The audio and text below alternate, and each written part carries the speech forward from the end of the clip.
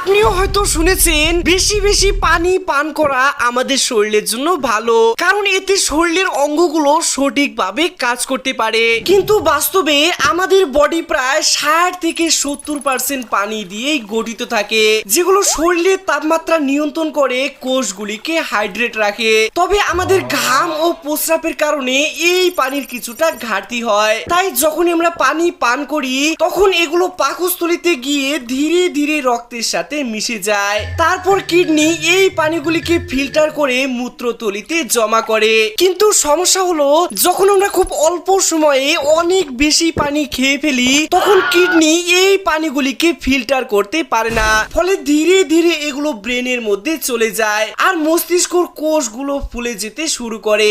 এবং এভাবেই চললে শেষ পর্যন্ত তুমিও, অর্থাৎ পানি এমন একটি জিনিস, না কম না বেশি, মাঝখানে থেকেই খাওয়া দরকার। তাই কমেন্টে দেখো একজন ছেলে ও মেয়ের দিনে ঠিক কতটুকু পানি পান করা দরকার।